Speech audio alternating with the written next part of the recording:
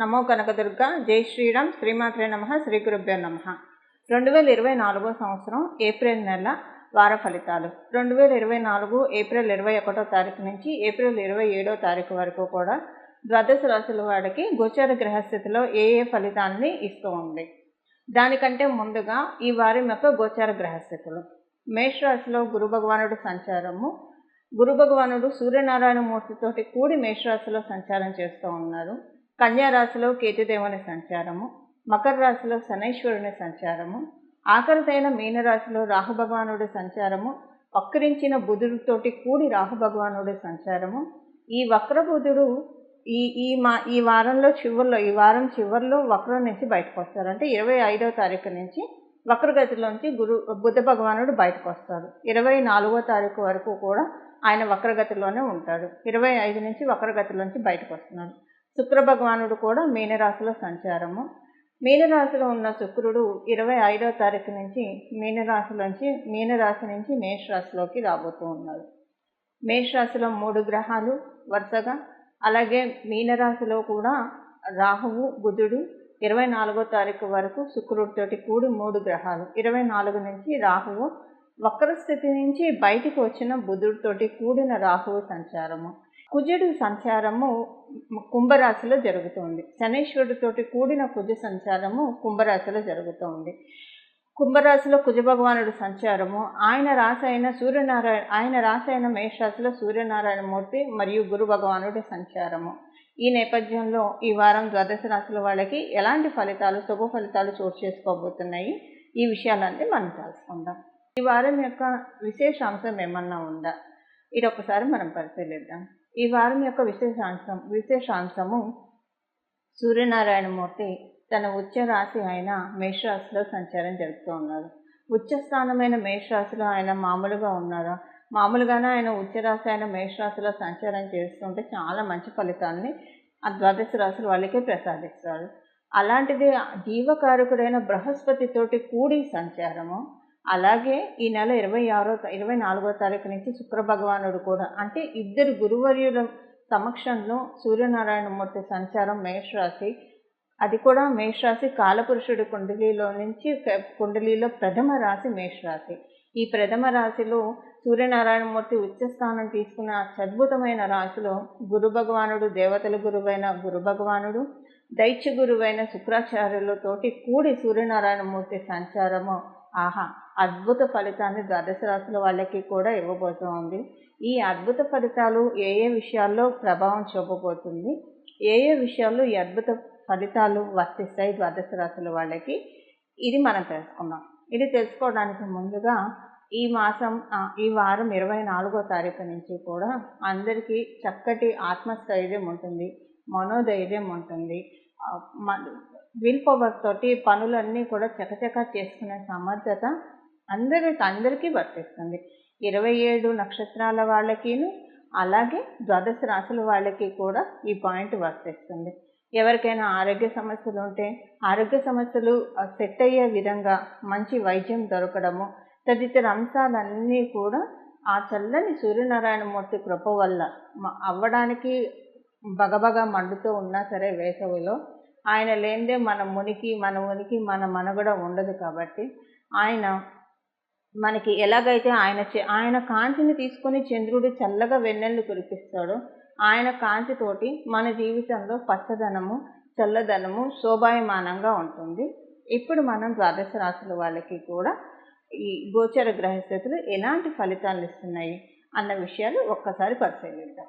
తులారాశిలో పుట్టిన వాళ్ళకి ఈ వారం మీకు 7వ స్థానం చాలా బలంగా ఉంది.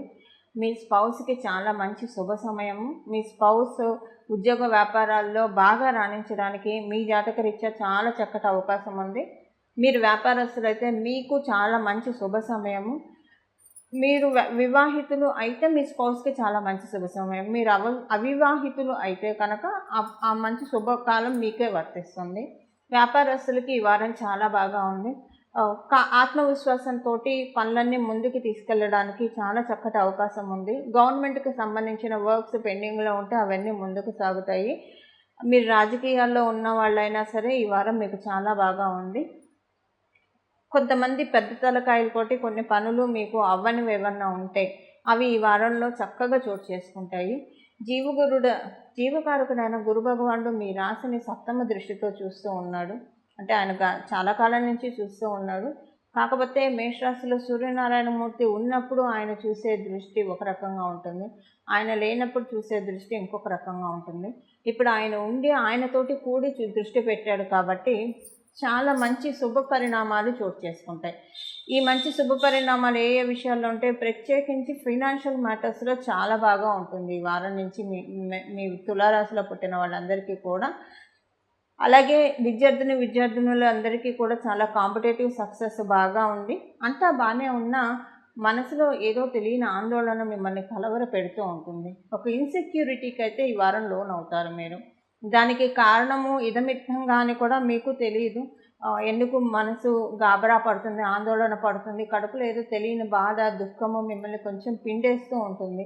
దానికి కారణం వ్యాలిడ్ రీజన్ మీకు కూడా అర్థం కాదు. ఆ విధంగా కొంత ఈ వారం గోచర గ్రహస్థితిలో ఉన్నాయి. మీ మానసిక ఆనందాన్ని తినేసే విధంగా అయితే కుజ భగవానుడు మీకు పంచమ స్థానంలో ఉండి ఈ రిజల్ట్స్ ఇస్తున్నారు. దీని నుంచి తప్పించుకోవడానికి ఏ పరిహారం చేయాలో మనం ఇప్పుడు ఒకసారి చూద్దాము. అలాగే మిగతా విషయాలంతా కూడా అంటే మనం వ్యాపారస్తులకు చెప్పుకున్నాము, ఉద్యోగస్తుడికి కూడా చాలా బాగా ఉంది. ఎందుకంటే ఆర్థికంగా శుభకాలం కాబట్టి ఆర్థికంగా ఎవరికి వస్తాయి, ఉద్యోగస్తులకి వ్యాపారస్తులకి వస్తాయి, కొంతమంది ఫ్రీలాన్స్ ఇన్కమ్ ఉన్న వాళ్ళకి కూడా వస్తుంది. సో ఇలా మీరు ఏ రంగంలో ఉన్నా సరే అందరికీ కూడా ఆర్థికంగా అయితే మంచి శుభ సమయమే. మీ జన్మకుండలి బాగా ఉంటే ఇది ఇంకా మంచి ఫలితాలు ఇస్తుంది. మీ జన్మకుండలి బాగోకపోయినా కూడా ఈ ఫలితాలు మీకు కొంతవరకు సేఫ్ గార్డ్ చేస్తాయి.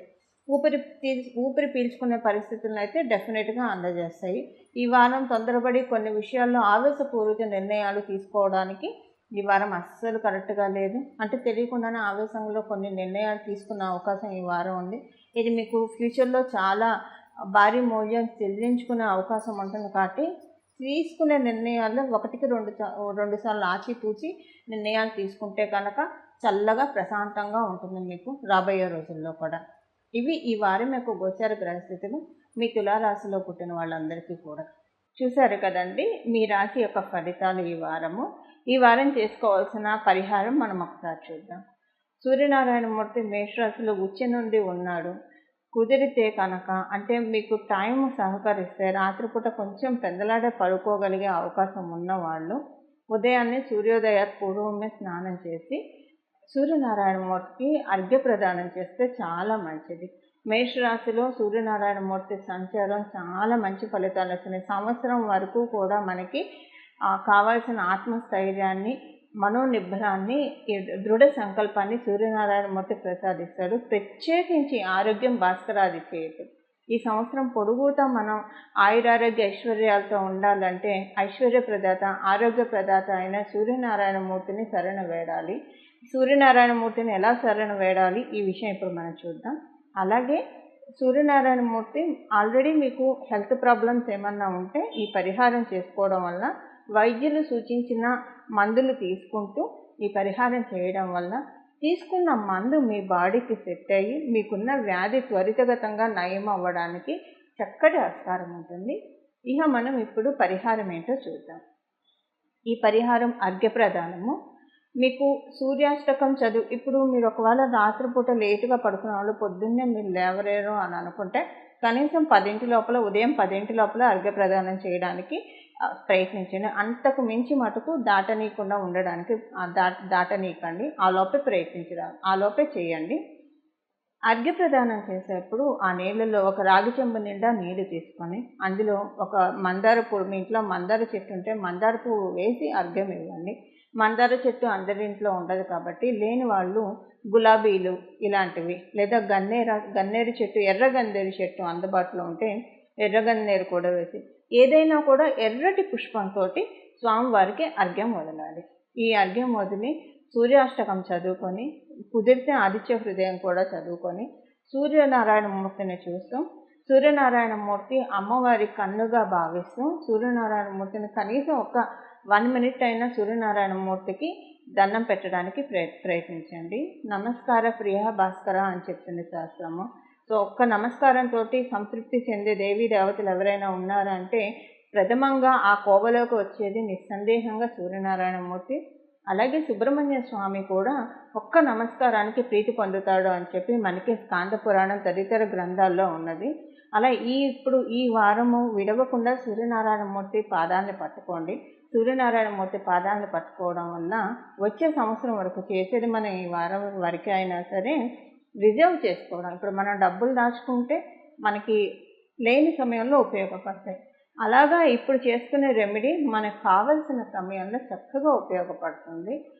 ఇలా సూర్యనారాయణమూర్తి ఆశీస్సులు మీరందరూ అందుకుంటారని ఆశిస్తూ, అందుకోవాలని భావిస్తూ మంగళం.